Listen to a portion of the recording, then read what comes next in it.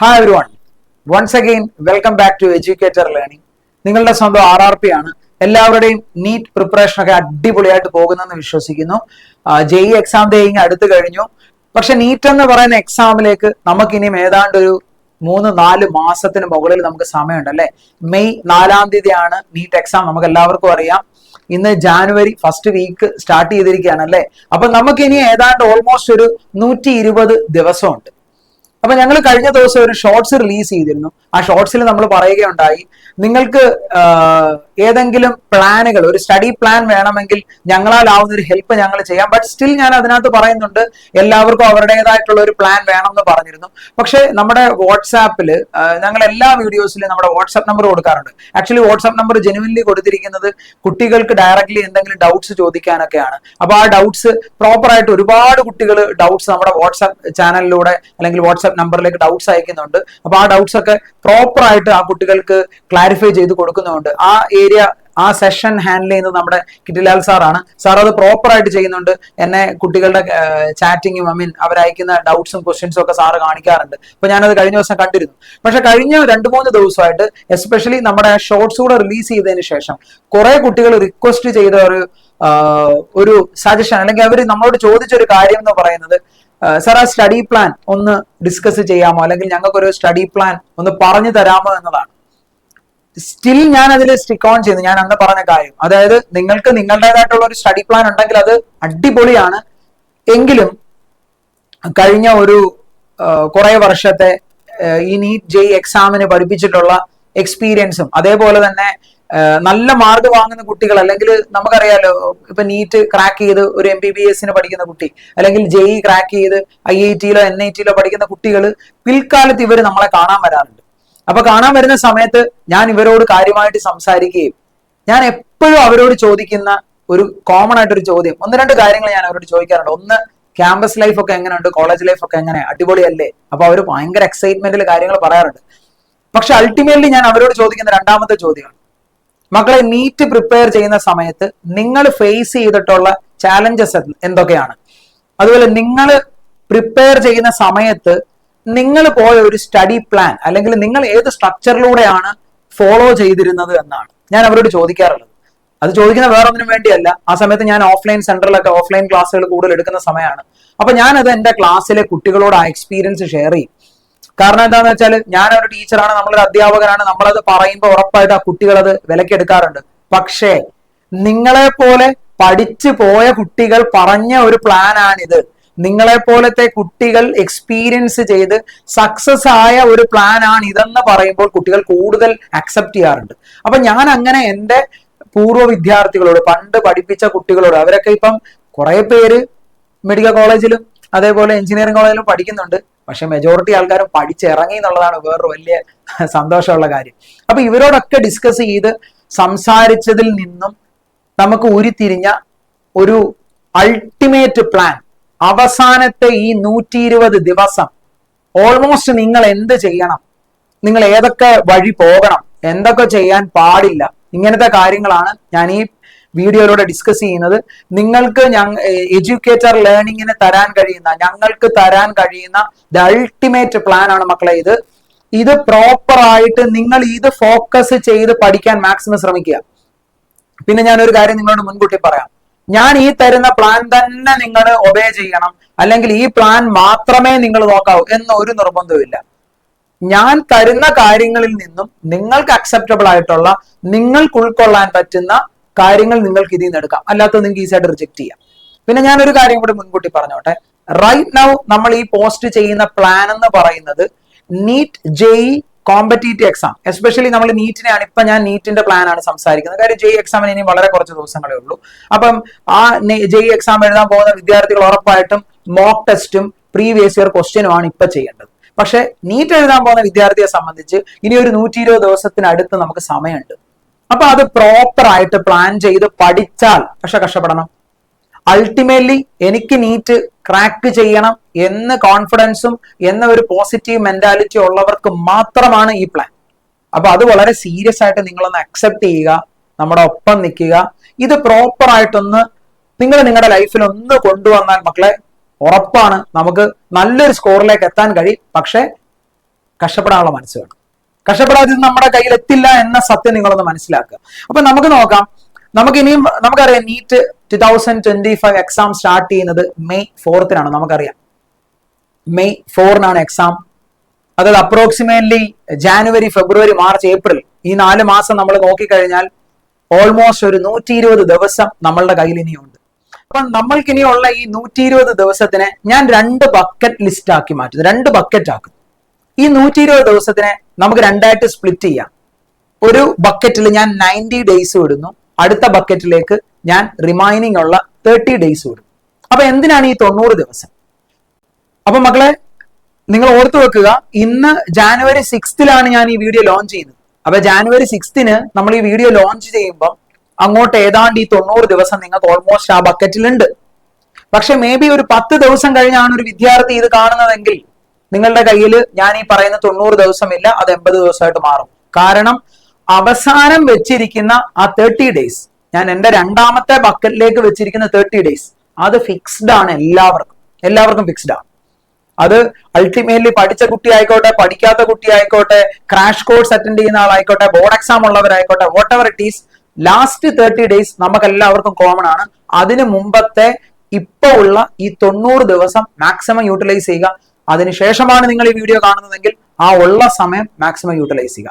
Right now നമുക്ക് 90 days ഉണ്ട്. അപ്പൊ 90 ഡേയ്സ് എന്നുള്ള പ്ലാനിലേക്ക് പോകും. ആദ്യത്തെ 90 ദിവസം നിങ്ങൾ ചെയ്യേണ്ടത്, നിങ്ങൾക്ക് ഇനിയും പഠിക്കാനുള്ള സബ്ജക്റ്റുകൾ ഫിസിക്സ് ആയിക്കോട്ടെ, കെമിസ്ട്രി ആയിക്കോട്ടെ, botany or zoology, what ever it is, നിങ്ങൾ അതിന്റെ തിയറിയും അതോടൊപ്പം തന്നെ MCQ ക്വസ്റ്റ്യന്റെ പ്രാക്ടീസും ആണ് നമ്മൾ നോക്കുന്നത്. അവസാനത്തെ 30 ദിവസം fully dedicated four previous year question and mock test practice. കാരണം മോക്ക് ടെസ്റ്റ് എഴുതിയേ പറ്റത്തുള്ളൂ, പ്രീവിയസ് ഇയർ ക്വസ്റ്റ്യൻ പ്രാക്ടീസ് ചെയ്തേ പറ്റത്തുള്ളൂ. ക്ലിയർ ആണല്ലോ? അതോടൊപ്പം നമ്മൾ എന്ത് ചെയ്യും? നമ്മൾ ആദ്യത്തെ 90 ദിവസം പഠിച്ച മുഴുവൻ ചാപ്റ്ററുകളും റിവിഷൻ നടത്തുന്നതായിരിക്കും. അപ്പൊ നിങ്ങൾക്ക് അവിടെ ഒരു ചോദ്യം വരാം, ആദ്യത്തെ 90 ദിവസം നമ്മൾ ഇനിയും വരാൻ പോകുന്ന 90 ദിവസം, ഈ 90 ദിവസം നമ്മൾ കുറെ ചാപ്റ്ററുകൾ ഫിസിക്സും കെമിസ്ട്രിയും ബയോളജിയിലെ ബോട്ടണി സുവോളജി അങ്ങനെ ഡിഫറെന്റ് ചാപ്റ്ററുകൾ പഠിക്കും. അവസാനത്തെ 30 ദിവസത്തിലേക്ക് എത്തുമ്പോൾ ആദ്യം പഠിച്ച ടോപ്പിക്കുകൾ മറക്കില്ലേ? എസ്പെഷ്യലി ഫിസിക്സ് പോലൊരു സബ്ജക്ട് ഡിഫിക്കൽട്ട് ആണ്, കുറെ ഇക്വേഷൻസും കോൺസെപ്റ്റും ഒക്കെ പഠിക്കുന്നുണ്ട്. അപ്പൊ ഇതെല്ലാം ഞങ്ങൾ മറന്നു പോകുമല്ലോ. അപ്പൊ അത് എങ്ങനെ ഇത്ര ഫാസ്റ്റ് ആയിട്ട് റിവൈസ് ചെയ്യും? എഡ്യൂക്കേറ്റർ ലേണിംഗ് എന്ന് പറയുന്ന ഞങ്ങളുടെ സ്ഥാപനത്തിലൂടെ ഞങ്ങൾ കേരളത്തിലെ നീറ്റ് JEE എക്സാം എഴുതാൻ പോകുന്ന കുട്ടികളിലേക്ക് ഫിസിക്സ് എന്ന് പറയുന്ന സബ്ജക്റ്റ് ആണ് അൾട്ടിമേറ്റ്ലി ഇപ്പൊ ഞങ്ങൾ കൊടുത്തുകൊണ്ടിരിക്കുന്നത്. ഫിസിക്സ് എന്ന് പറയുന്ന സബ്ജക്ട് നിങ്ങളെ സഹായിക്കാൻ നിങ്ങളുടെ ഒപ്പം ഞങ്ങൾ ഉണ്ടായിരിക്കും. അതായത് അവസാനത്തെ 30 ദിവസത്തെ നിങ്ങളുടെ റിവിഷൻ പ്ലസ് നിങ്ങൾ മോക്ക് ടെസ്റ്റും പ്രീവിയസ് ഇയർ ക്വസ്റ്റ്യനും ചെയ്യുന്ന ലാസ്റ്റ് ഒരു 30 ഡേയ്സ്, ആ 30 ഡേയ്സിൽ കംപ്ലീറ്റ്ലി ഫ്രീ ആയിട്ട് ഫിസിക്സിന്റെ ക്രാഷ് കോഴ്സ് ഞങ്ങൾ കൊടുക്കുന്നുണ്ട്. കംപ്ലീറ്റ്ലി ഫ്രീ ആണ്, യൂട്യൂബിലാണ് അപ്ലോഡ് ചെയ്യുന്നത്. അപ്പൊ എല്ലാവർക്കും അത് ഫ്രീ ആണ്, നിങ്ങൾക്ക് ആർക്കും കയറി കാണാവുന്നതാണ്. എല്ലാ ചാപ്റ്ററിന്റെയും വളരെ ഇമ്പോർട്ടന്റ് ആയിട്ടുള്ള ടോപ്പിക്, അതായത് ഫൈനൽ റൗണ്ടിൽ നിങ്ങൾ എന്ത് റിവൈസ് ചെയ്യണം, ഫിസിക്സിൽ ഏത് ടോപ്പിക്ക് പഠിക്കണം, ഏത് ക്വസ്റ്റ്യൻസ് നോക്കണം, ഏത് ഇക്വേഷൻസ് പഠിക്കണം, അത് നമ്മളുടെ ക്രാഷ് പ്രോഗ്രാമിലൂടെ ഞങ്ങൾ തരുന്നതായിരിക്കും. അത് ലാസ്റ്റ് 30 ഡേയ്സ്, അതാണ് നമ്മുടെ അൾട്ടിമേറ്റ് ഫൈനൽ ലാപ്പ് എന്നൊക്കെ പറയുന്ന റിവിഷൻ നടക്കാൻ പോകുന്നത്. അത് നമുക്ക് ലാസ്റ്റ് 30 ഡേയ്സിലേക്ക് മാറ്റിവെക്കാം. അതിനു മുമ്പുള്ള 90 ദിവസം നമ്മൾ ഒരുമിച്ച് നമ്മളാലാവുന്ന പോലെ മാക്സിമം പഠിക്കുക. അതാണ് നിങ്ങൾ ആദ്യം ഒന്ന് അറിഞ്ഞിരിക്കേണ്ട നമ്മുടെ ഒരു സ്റ്റഡി പ്ലാൻ. ഇനി നമുക്ക് ഈ 90 ദിവസത്തിനെ നമ്മുടെ സബ്ജക്റ്റുകൾ എടുത്തു കഴിഞ്ഞാൽ നമുക്ക് ഫിസിക്സ് ഉണ്ട്, കെമിസ്ട്രി ഉണ്ട്, ബയോളജി ഉണ്ട്. നമുക്ക് എന്ത് ചെയ്യാം? നമുക്ക് ഈക്വലി ഷെയർ ചെയ്യാം. 30 ദിവസം ഫിസിക്സിന് കൊടുക്കാം, 30 ദിവസം കെമിസ്ട്രിക്ക് കൊടുക്കാം, അതേപോലെ 30 ദിവസം ബയോളജിക്ക് കൊടുക്കാം. അപ്പൊ 15 ദിവസം സുവോളജിയിലേക്കും 15 ദിവസം ബോട്ടണിയിലേക്കും നമ്മൾ സ്പ്ലിറ്റ് ചെയ്ത് കൊടുക്കും. അപ്പൊ ഇങ്ങനെ ടോട്ടൽ നമ്മുടെ കയ്യിലുള്ള ദിവസങ്ങൾ നമ്മൾ സ്പ്ലിറ്റ് ചെയ്തതിനു ശേഷം നമുക്ക് ഒരു ടെൻഷൻ വരും. ഇനി നമ്മളുടെ ഒരു ദിവസം, കാര്യം നമ്മൾ 90 ദിവസത്തെ പറ്റിയാണ് പറയുന്നത്. അപ്പൊ നമ്മുടെ ഒരു ദിവസം നമുക്ക് എങ്ങനെ പോകണം? അപ്പൊ ചിലർ ചിന്തിക്കും, ഞാനിപ്പം 30 ദിവസം ഫിസിക്സിന് തന്നു, 30 ദിവസം കെമിസ്ട്രിക്ക് തന്നു, 30 ദിവസം ബയോളജിക്കും തന്നു. അപ്പൊ ചിലർ ചിന്തിക്കും, ഒരു ദിവസം ഒരു ചാപ്റ്റർ പഠിക്കാം, first day units and measurement അങ്ങ് പഠിച്ചേക്കാം. പക്ഷെ മക്കളെ, ഒരു ദിവസം ഒരു ചാപ്റ്റർ പഠിക്കാൻ പോയാൽ എന്താ സംഭവിക്കുന്നത്? കണ്ടിന്യൂസ്ലി ഒരു പ്രോസസ് ഒരാൾ ചെയ്താൽ ഉറപ്പാണ് അയാൾക്ക് ബോറടിക്കും, മെന്റൽ ഫെറ്റീഗ്. അതേപോലെ തന്നെ കുറെ കഴിയുമ്പോൾ ഇതൊക്കെ അങ്ങ് മറന്നു പോകും പഠിച്ചതൊക്കെ, അല്ലേ? ഒരേ ദിവസം ഒരു ചാപ്റ്റർ പഠിക്കുക, തൊട്ടടുത്ത ദിവസം 2 എത്തി 3 എത്തി 5 എത്തുമ്പോഴത്തേക്ക് ഒന്നാമത്തേത് മൊത്തം മറക്കും. അപ്പൊ കണ്ടിന്യൂസ്ലി ഒരു ചാപ്റ്റർ പഠിച്ചാൽ നമുക്ക് കംപ്ലീറ്റ്ലി ബോർഡം, നമ്മളങ്ങ് മടുക്കുക എന്ന് പറയുന്നൊരു സാധനമുണ്ട്. ഒരു കാരണവശാലും ഒരു ദിവസം ഒരു ഫുൾ ചാപ്റ്റർ അല്ലെങ്കിൽ ഒരു ഫുൾ സബ്ജക്ട് പഠിക്കണ്ട. നമുക്ക് അതിനെ ഒന്ന് റീഅറേഞ്ച് ചെയ്യാം. ഒരു ദിവസം എന്ന് പറയുന്നത് 24 മണിക്കൂറുണ്ട്. അപ്പൊ നമുക്ക് നമ്മുടെ ഒരു മാസ്റ്റർ പ്ലാൻ അതിലേക്ക് കൊണ്ടുവരാം. ഇത് എന്റെ വിദ്യാർത്ഥികളുമായിട്ട് ഞാൻ ഷെയർ ചെയ്ത കാര്യമാണ്, എന്റെ മാത്രമായിട്ടുള്ള കാര്യമൊന്നുമല്ല. എന്റെ കുട്ടികൾ എനിക്ക് പറഞ്ഞു തന്ന കാര്യങ്ങളാണ്. ഞാൻ കിറ്റി സാറുടെ ഈ പ്ലാൻ ചെയ്യുന്നതിന് മുമ്പ് ഞങ്ങൾ ഓൾറെഡി പഠിപ്പിച്ചിട്ട് പല മെഡിക്കൽ കോളേജുകളിലും എഞ്ചിനീയറിംഗ് കോളേജുകളിലും പഠിക്കുന്ന 5 or 10 സ്റ്റുഡൻസിനെ ഞാൻ വിളിച്ചു പേഴ്സണലി. ഞാനും വിളിച്ചു, സാറും വിളിച്ചു. എന്നിട്ട് ഞങ്ങൾ അവരോട് ഫോണിൽ കൂടെ സംസാരിച്ചു, ഞങ്ങൾ അവരോട് ചോദിച്ചു, ഞങ്ങൾ അവരോട് അവരുടെ സജഷൻസ് ഞങ്ങൾ വാങ്ങി. അതുകൂടാണ് ഇതിൽ ഉൾപ്പെടുത്തിയിരിക്കുന്നത്. അപ്പൊ ഒരു ദിവസത്തെ 24 മണിക്കൂറിനെ ഞാൻ അങ്ങ് സ്പ്ലിറ്റ് ചെയ്യാൻ പോകും. ഈ 24 മണിക്കൂറിൽ നിങ്ങൾ മസ്റ്റ് ആയിട്ടും 12 മണിക്കൂർ പഠിച്ചിരിക്കണം. 12ന് മുകളിലോട്ട് നിങ്ങൾ എത്ര പഠിച്ചാലും, 12 അല്ല, നിങ്ങൾ 13 പഠിക്കുന്നു, നിങ്ങൾ 15 പഠിക്കുന്നു, അത് ബോണസ് ആണെന്ന് വിചാരിച്ചാൽ മതി. പക്ഷെ മിനിമം നിങ്ങൾ 12 പഠിക്കണം. 12ന് താഴെയാണ് നമ്മൾ പഠിക്കുന്നതെങ്കിൽ എൻട്രൻസ് കിട്ടാൻ ഇനിയും നിങ്ങൾ ബുദ്ധിമുട്ടും. അപ്പൊ മിനിമം ആണ് ഞാൻ പറയുന്നത്, ഒരു ദിവസം 12 മണിക്കൂർ നമുക്ക് പഠിക്കാം.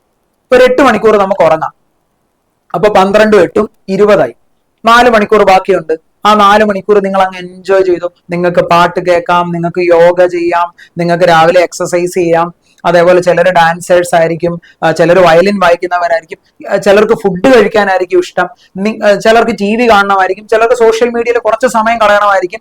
പക്ഷെ ഇതെല്ലാം കൂടെ 4 മണിക്കൂർ കുളിക്കലും നനയ്ക്കലും പല്ല് തേക്കലും വീട്ടുകാരുടെ ഉപദേശം കേൾക്കലും വീട്ടുകാരോടുള്ള സംസാരിക്കലും അടുത്ത ഒരു 120 ദിവസത്തേക്ക് നമുക്ക് അങ്ങനെ പോകാം. അതായത് 4 മണിക്കൂറെ നിങ്ങൾ മറ്റു കാര്യങ്ങൾക്ക് മാറ്റി വെക്കുകയുള്ളൂ. 8 മണിക്കൂർ ഉറപ്പായിട്ട് നിങ്ങൾ ഉറങ്ങിയിരിക്കണം. മിനിമം 7 മണിക്കൂറെങ്കിലും ഉറങ്ങിയിരിക്കണം. ഇപ്പം എനിക്ക് പാട്ട് കേൾക്കാൻ 1/2 മണിക്കൂർ വേണം സാർ, എനിക്ക് 1/2 മണിക്കൂർ കുളിക്കാൻ വേണം സാർ എന്നൊക്കെ ചിന്തിക്കുന്ന ആരെങ്കിലും ഉണ്ടെങ്കിൽ ആ 8 മണിക്കൂർ ഉറക്കം എന്നുള്ളത് ഒന്ന് കോംപ്രമൈസ് ചെയ്ത് 7 or 6 ആക്കി മാറ്റാൻ പറ്റും. പക്ഷെ പഠിക്കാനുള്ള 12 മണിക്കൂറിൽ തൊട്ടുപോകരുത് എന്ന് പറഞ്ഞാൽ പഠിക്കരുതെന്നല്ല, ആ 12 മണിക്കൂർ നശിപ്പിച്ച് കളയരുത്. ഉറപ്പായിട്ട് നിങ്ങൾ 12 മണിക്കൂർ പഠിക്കണം. അത് ക്ലിയർ ആണല്ലോ? അപ്പൊ ഒരു ദിവസത്തിൽ 12 മണിക്കൂർ മസ്റ്റ് ആയിട്ട് നിങ്ങൾ പഠിക്കുക. ക്ലിയർ? അത് വളരെ ഈസി ആയിട്ട് നിങ്ങൾക്ക് ചെയ്യാവുന്ന കാര്യമാണ്. ഇനി 12 മണിക്കൂർ നമുക്ക് കിട്ടി. ഞാൻ എല്ലാം റൗണ്ട് ഫിഗറാ ചെയ്തിരിക്കുന്നത്. കാര്യം നമ്മൾ എൻട്രൻസിന് പഠിപ്പിക്കുന്ന ടീച്ചേഴ്സ് അല്ലേ, അപ്പൊ നമുക്ക് കുറച്ചൊക്കെ റൗണ്ട് ഓഫ് ചെയ്യാനോട് അറിഞ്ഞിരിക്കണം. അപ്പൊ ഞാൻ സമയക്രമങ്ങളും ചാപ്റ്ററിന്റെ അവേഴ്സും ഒക്കെ അങ്ങനെയാണ് ചെയ്തിരിക്കുന്നത്. ഈ 12 മണിക്കൂർ 4 മണിക്കൂർ മിനിമം നമ്മൾ എന്ത് പഠിക്കും? ഫിസിക്സ് പഠിക്കണം. 4 മണിക്കൂർ ഞാൻ മിനിമം എന്ത് പഠിക്കും? കെമിസ്ട്രി പഠിക്കണം. 4 മണിക്കൂർ ഞാൻ മിനിമം എന്ത് പഠിക്കും? ബയോളജി പഠിക്കണം. ഇനി നിങ്ങളിൽ ഒരാളങ്ങ് വിശ്വസിക്കുകയാണ് ബയോളജി നിങ്ങൾക്ക് ഏറെക്കുറെ അറിയാം എന്ന് നിങ്ങൾക്ക് ഒരു കോൺഫിഡൻസ് ഉണ്ടെന്ന് വിചാരിക്കും. ബയോളജി 4 മണിക്കൂർ പഠിക്കണ്ട. അപ്പൊ നിങ്ങളൊരു 3 മണിക്കൂർ നോക്കിയാൽ മതി. അതിൽ നിന്ന് 1 മണിക്കൂർ നിങ്ങൾക്ക് എവിടോട്ട് സ്വിച്ച് ചെയ്യാം. അതിൽ നിന്ന് 1 മണിക്കൂർ സേവ് ചെയ്തിട്ട് എവിടെ കൊടുക്കാം? ഫിസിക്സിലോ കെമിസ്ട്രിയിലോ ഏതാണോ നിങ്ങൾക്ക് ഡിഫിക്കൽട്ട് ആ സബ്ജക്റ്റിൽ കൊടുക്കുക. എനിക്ക് മനസ്സിലായി ഫിസിക്സ് ആണത്. ഇനിയും ഈക്വലി ഡിസ്ട്രിബ്യൂട്ടും ചെയ്യാം. അത് നിങ്ങൾ ഓരോ ആൾക്കാരെ ഡിപ്പെൻഡ് ചെയ്തിട്ടാണ്. ഇങ്ങനെ തന്നെ പഠിക്കണം, 4 മണിക്കൂർ തന്നെ പഠിച്ചേ പറ്റത്തുള്ളൂ, ഒരു നിർബന്ധമില്ല. പക്ഷെ ഞാൻ ഒരു കണ്ടീഷൻ പറഞ്ഞു, 12 മണിക്കൂർ മിനിമം പഠിക്കണം. അതെന്തായാലും പഠിച്ചേ പറ്റത്തുള്ളൂ. അതിന്റെ മുകളിലോട്ട് പഠിക്കണോ വേണ്ട എന്നുള്ളത് നിങ്ങളുടെ ഇഷ്ടമാണ്. ഓരോ ചാപ്റ്ററിന് എത്ര സ്പ്ലിറ്റ് ചെയ്യാന്നുള്ളത് നിങ്ങളുടെ ഇഷ്ടമാണ്, ഒരു പ്രശ്നമില്ല.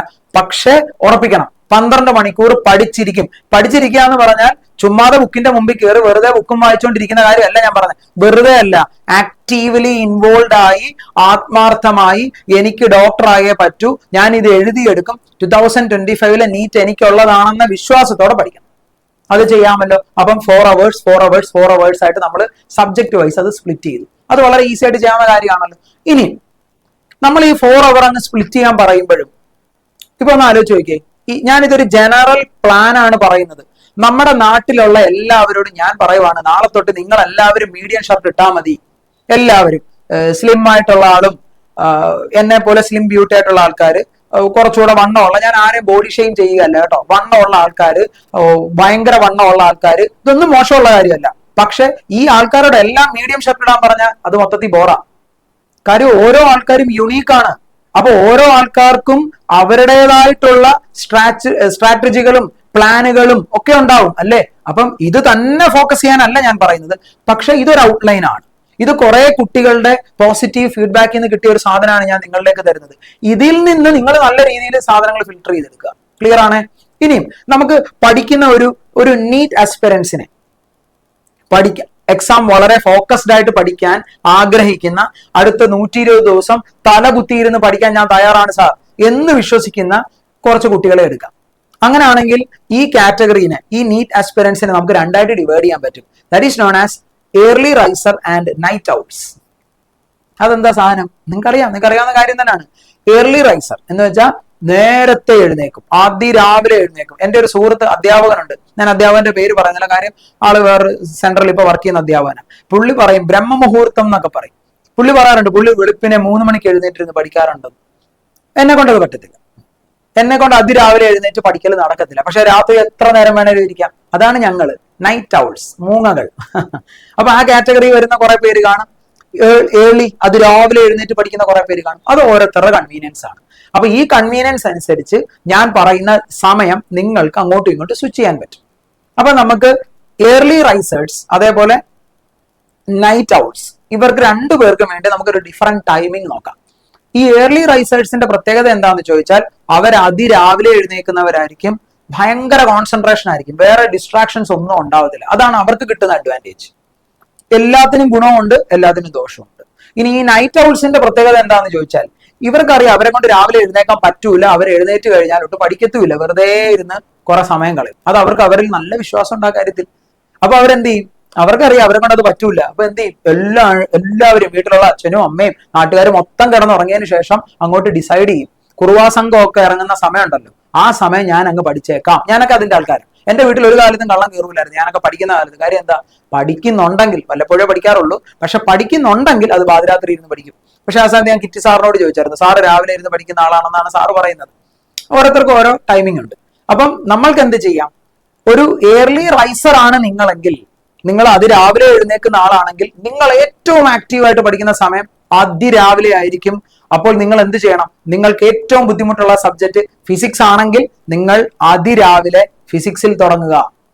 ക്ലിയർ ആണല്ലോ? അപ്പൊ അതിനൊരു ടൈമിംഗ് വേണം. നമുക്കൊരു ഏകദേശ സമയമാണ്. നമുക്ക് രാവിലെ ഒരു 4 മണിക്ക് പഠിക്കാൻ തുടങ്ങാം. നമുക്കൊരു 10 മണി വരെ, അതായത് അതിരാവിലെ 4 മണിക്ക് എഴുന്നേറ്റ് രാവിലെ 10 മണി വരെ പഠിക്കാം. അപ്പൊ അതിരാവിലെ 4 മണിക്ക് പഠിക്കുന്നു എന്ന് പറഞ്ഞാൽ 4 തൊട്ട് 10 മണി വരെ എന്ന് പറയുമ്പോൾ ഏതാണ്ട് 6 മണിക്കൂർ സമയം കിട്ടും. അപ്പൊ 6 മണിക്കൂർ കണ്ടിന്യൂസ് പഠിക്കാൻ പറ്റുമോ? പറ്റില്ല. കാര്യം ഇൻ ബിറ്റ്വീൻ നിങ്ങൾക്ക് പല്ല് തേക്കാൻ പോകണം, ഇൻ ബിറ്റ്വീൻ നമുക്ക് ബ്രേക്ക്ഫാസ്റ്റ് കഴിക്കണം, അല്ലെ? അങ്ങനെ പല പണികളുണ്ട്. ഇൻ ബിറ്റ്വീൻ നമുക്കൊരു ബ്രേക്ക് എടുക്കണം. അതാണല്ലോ നമ്മുടെ ഒരു ദിവസത്തെ സമയം. 4 മണിക്കൂറല്ലേ ഉള്ളൂ. ഞാൻ നിങ്ങൾക്ക് 6 മണിക്കൂറല്ലേ ഇപ്പൊ അലോട്ട് ചെയ്തത്.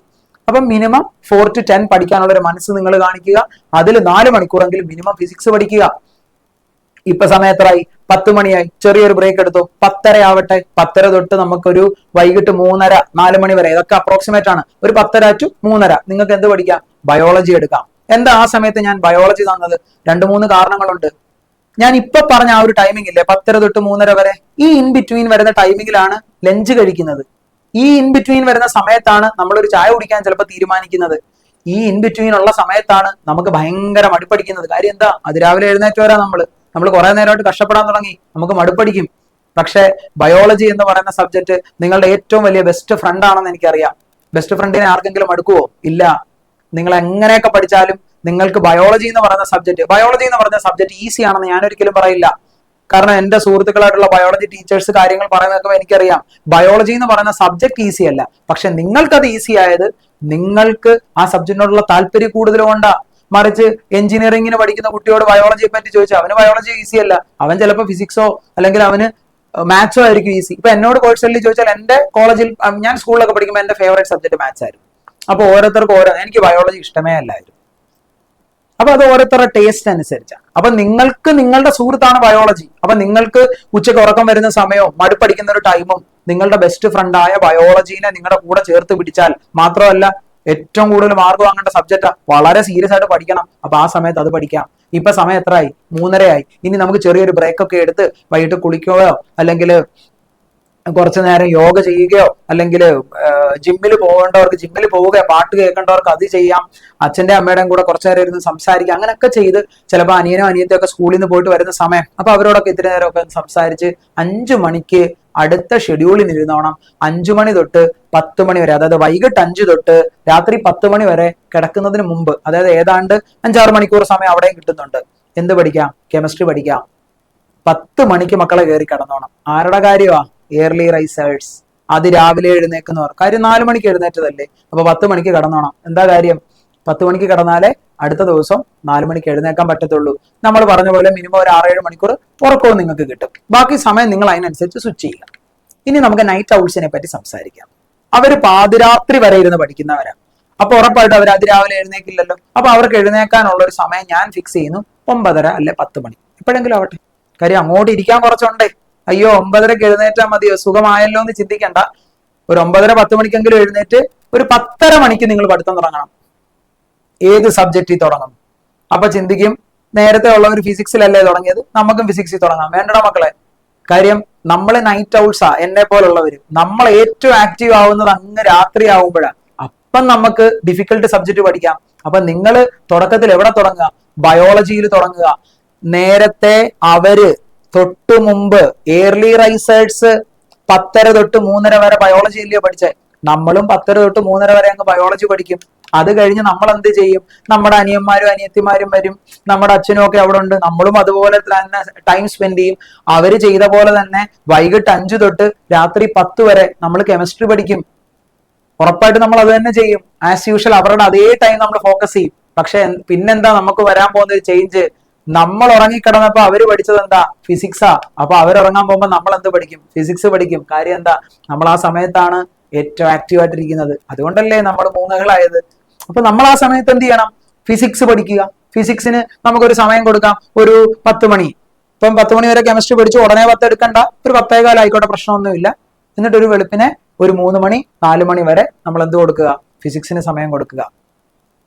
ഇപ്പൊ ചിലര് വേണമെങ്കിൽ താഴെ കമന്റ് ചെയ്യാൻ സാധ്യതയുണ്ട്, കുട്ടികളെ നേരെ ഉറങ്ങാൻ വിടത്തില്ലേ, അവരെ ഇന്ന സമയം തൊട്ട് ഇന്ന സമയം വരെയൊക്കെ ഉറങ്ങേണ്ടവരല്ലേ കുട്ടികളെന്ന് ചോദിക്കുന്ന ചിലരുണ്ടാവാം. എനിക്ക് അവരോട് പറയാനുള്ള ഒറ്റ സജഷനേ ഉള്ളൂ, എല്ലാവരും അങ്ങനെ തന്നെ പോകണമെന്ന് യാതൊരു നിർബന്ധവും ഇല്ല. അതുകൊണ്ട് ആരോഗ്യ പ്രശ്നമൊന്നും വരുമെന്ന് എനിക്ക് തോന്നുന്നില്ല. ഒരു ഇത്ര സമയം നമ്മൾ എന്തായാലും കൊടുക്കണം, ഒരു ഇത്ര സമയം നമ്മൾ ഉറങ്ങണം എന്നതാണ് എന്റെ വിശ്വാസം. അതായത് ആ ശീലമുള്ളവരോടാണ് ഞാനിത് സംസാരിക്കുന്നത്. ഇനിയും അതിന് ബുദ്ധിമുട്ടുള്ളവർ എന്ത് ചെയ്യുക? തൊട്ട് മുമ്പ് പറഞ്ഞ ആ പ്ലാനിലേക്ക് നിങ്ങളെ സ്വിച്ച് ചെയ്യുക. ക്ലിയർ ആണോ? ഇപ്പൊ നമുക്ക് ഒരു ദിവസം ഏതാണ്ട് 12 മണിക്കൂർ അടുത്ത് ഈസി ആയിട്ട് പഠിക്കാൻ കിട്ടും. ഇനിയും നമുക്ക് നോക്കാം, കുറച്ചുകൂടെ ഞാൻ ഇതിനെ ഡീറ്റെയിൽഡ് ആയിട്ട് നിങ്ങളിലേക്ക് തരാം. എനിക്ക് തോന്നുന്നു ഈ വീഡിയോ ഇപ്പൊ കുറച്ച് ലെങ്തി ആവുന്നുണ്ട്. ബട്ട് സ്റ്റിൽ പഠിക്കാൻ അത്ര ഇൻട്രസ്റ്റ് ഉള്ളവർ ഈ വീഡിയോ കണ്ട് പ്രോപ്പർ ആയിട്ട് ഒന്ന് പ്ലാൻ ഒക്കെ ചെയ്ത് പോയി കഴിഞ്ഞാൽ മക്കളെ ഈസി ആയിട്ട് നമുക്ക് ഇനിയുള്ള 120 ഡേയ്സ് കൊണ്ട് ഏറെക്കുറെ നീറ്റ് പഠിച്ച് ക്രാക്ക് ചെയ്യാൻ പറ്റും. അത് കഴിഞ്ഞും നിങ്ങൾ ഇനി ഉഴപ്പാൻ തുടങ്ങി കഴിഞ്ഞാൽ നീറ്റ് കിട്ടാൻ പാടാണ്. ഉള്ള കാര്യം ഓപ്പൺ ആയിട്ട് പറയാം, നീറ്റ് കിട്ടാൻ പാടുപെടും. ഇന്ന് തൊട്ടെങ്കിലും നിങ്ങൾ തുടങ്ങിയിരിക്കണം. ഈ വീഡിയോ കാണുന്ന ഡേ തൊട്ടെങ്കിലും പഠിക്കാൻ നിങ്ങൾ തുടങ്ങുക പ്ലീസ്.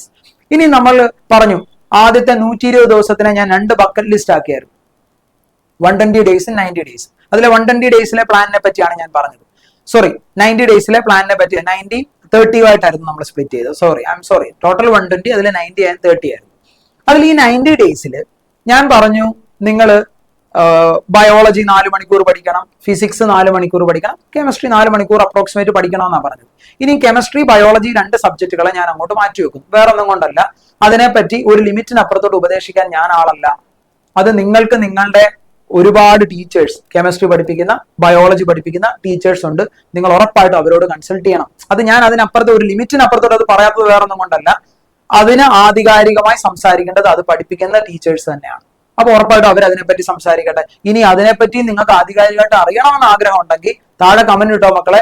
എന്റെ സുഹൃത്തുക്കൾ ടീച്ചേഴ്സ് ഉണ്ട്, ഞാൻ അവരോട് സംസാരിച്ചിട്ട് ഞാൻ അതും വീഡിയോ ആക്കുന്നതായിരിക്കും. ഒരുപാട് ലെങ്തി ആക്കണ്ടെന്ന് വെച്ചാണ് ഞാൻ ആ 2 സബ്ജക്ട് അങ്ങോട്ട് മാറ്റി വെച്ചത്. നമ്മൾക്ക് ഫിസിക്സിനെ പറ്റി സംസാരിക്കാം, വേറെ ഒന്നും കൊണ്ടല്ല.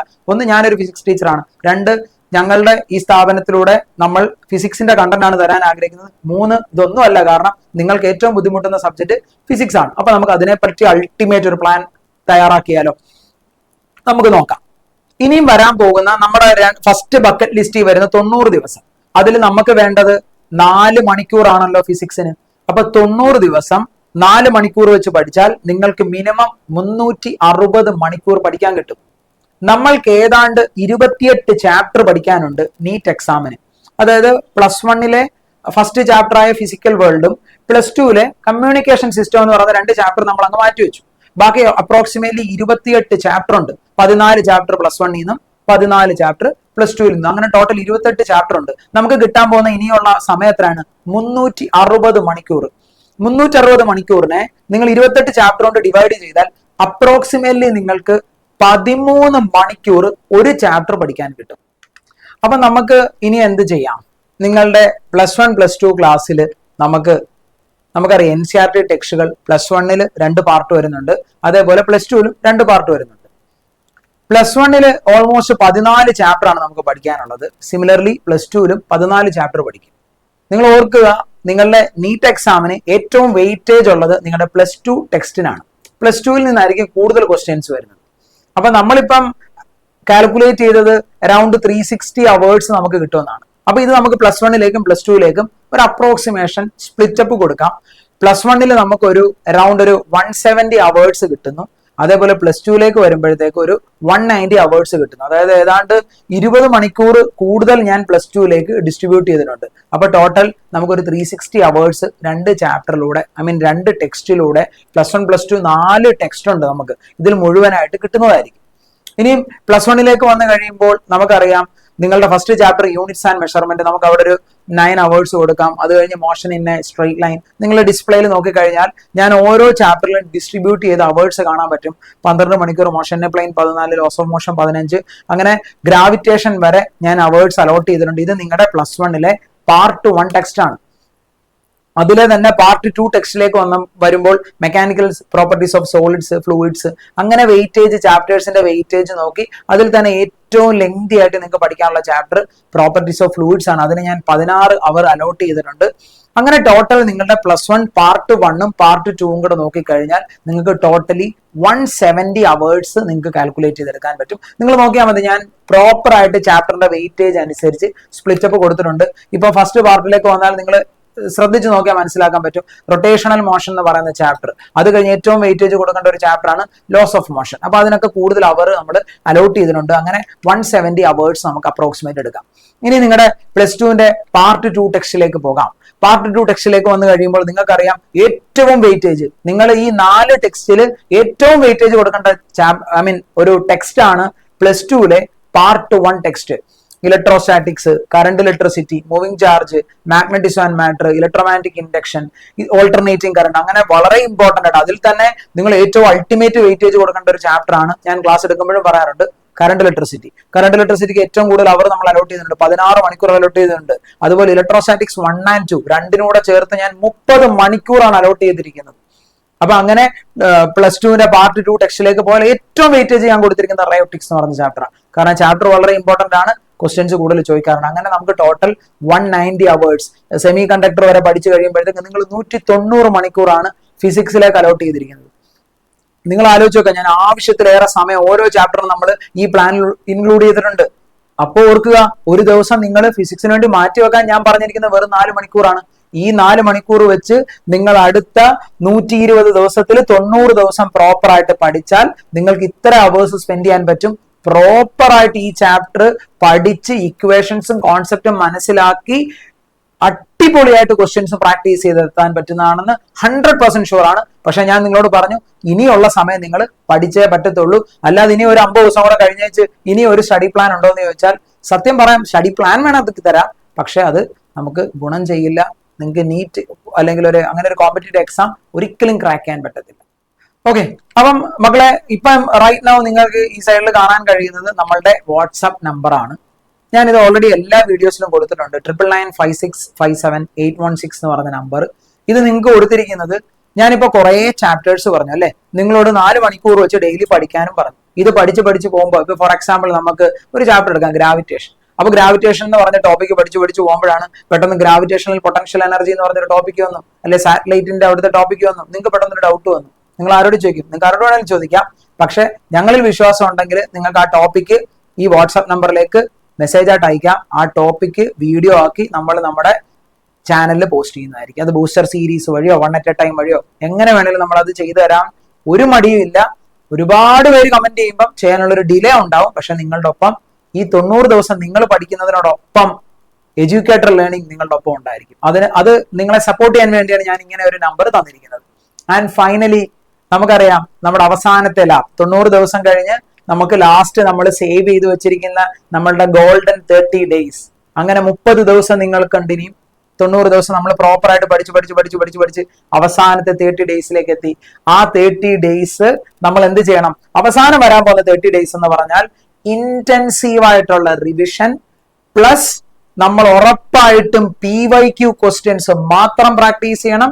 ആൻഡ് ഫൈനലി നമ്മളൊരു മോക്ക് ടെസ്റ്റ്, അത് അവസാനം വരുന്ന ഒരു 4-5 ദിവസം അടുപ്പിച്ച്. അപ്പൊ 4-5 ദിവസം എന്ന് പറഞ്ഞാൽ മെയ് 4-ാം തീയതിയാണ് എക്സാം. അപ്പൊ ഏതാണ്ട് ഏപ്രിൽ എൻഡ്, ഒരു ഏപ്രിൽ 28 അല്ലെങ്കിൽ 25 ശേഷം അവസാനം വരുന്ന ഒരു 4-5 ദിവസം നമ്മൾ മോക്ക് ടെസ്റ്റും നമ്മുടെ മോക്ക് ടെസ്റ്റിന്റെ ഡിസ്കഷൻ ഈ ചാനലിലൂടെ തരുന്നതായിരിക്കും, നിങ്ങളെ എക്സാമിലേക്ക് എത്തിക്കുന്നതായിരിക്കും. അങ്ങനെ നമ്മൾ ഓടിച്ചാടി ഒരു വലിയ ഡോക്ടർ ആവുന്ന സ്വപ്നത്തിലേക്ക് ആ ദിനം കടക്കുകയാണ്. ഇപ്പൊ 120 ദിവസമുണ്ട്, അങ്ങോട്ട് പോകും തോറും ഇത് നമുക്ക് ടെൻഷൻ കൂട്ടത്തതേ ഉള്ളൂ. ആൻഡ് ഫൈനലി നമ്മളിപ്പോ പറഞ്ഞല്ലോ അവസാനത്തെ ഒരു 30 ദിവസം നമുക്കിനി ഉണ്ടെന്ന്. ഈ 30 ദിവസത്തിൽ ഞാൻ ആദ്യം ഈ വീഡിയോയുടെ സ്റ്റാർട്ടിങ്ങിൽ പറഞ്ഞിരുന്നു, നിങ്ങളോട് പറഞ്ഞിരുന്നു, നിങ്ങളെ സപ്പോർട്ട് ചെയ്യാൻ അവസാനത്തെ 30 ഡേയ്സിൽ, കാര്യം നമ്മൾ ഈ 90 ദിവസം പഠിക്കുന്ന ടോപ്പിക്കുകൾ മറന്നു പോകും. അപ്പൊ നമ്മുടെ ഫൈനൽ റിവിഷൻ ഇപ്പൊ നമ്മൾ അനൗൺസ് ചെയ്യുന്നു, നിങ്ങൾക്ക് വേണ്ടി ഒരു ക്രാഷ് പ്രോഗ്രാം എന്ന് പറയുമ്പോൾ ഫിസിക്സിന്റെ മാത്രം ക്രാഷ് പ്രോഗ്രാമാണ്. നിങ്ങൾക്കറിയാം എഡ്യൂക്കേറ്റർ ലേണിംഗിലൂടെ ഫിസിക്സിന്റെ ക്ലാസ്സസ് ആണ് വരുന്നത്.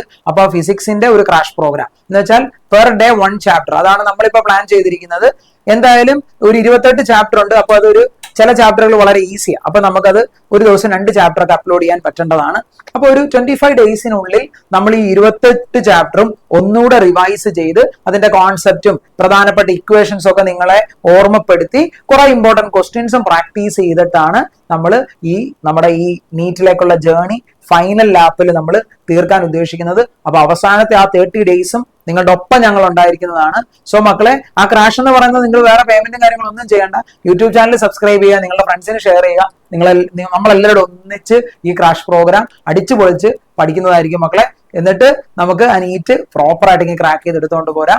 സോ നിങ്ങളുടെ ഒപ്പം എഡ്യൂക്കേറ്റർ ലേണിംഗിലെ എല്ലാ അധ്യാപകരും ഞങ്ങൾ എല്ലാവരും ഉണ്ടായിരിക്കുന്നതായിരിക്കും. സോ ഈ സ്റ്റഡി പ്ലാൻ നിങ്ങൾക്ക് പ്രോപ്പർ ആയിട്ട് യൂട്ടിലൈസ് ചെയ്യാൻ പറ്റുമെന്ന് ഞാൻ വിശ്വസിക്കുന്നു. നിങ്ങൾക്ക് ഞങ്ങളുടെ ഈ സ്റ്റഡി പ്ലാനിൽ വിശ്വാസം ഉണ്ടെങ്കിൽ താഴെ നിങ്ങൾക്ക് കമന്റ് ചെയ്യാവുന്നതാണ്. സോ മക്കളെ, എല്ലാവർക്കും ഓൾ ദി വെരി ബെസ്റ്റ്. നമ്മൾ പുതിയൊരു ടോപ്പിക്കുമായിട്ട് അടുത്ത ദിവസം കണ്ടുമുട്ടുന്നതായിരിക്കും. Thank you so much.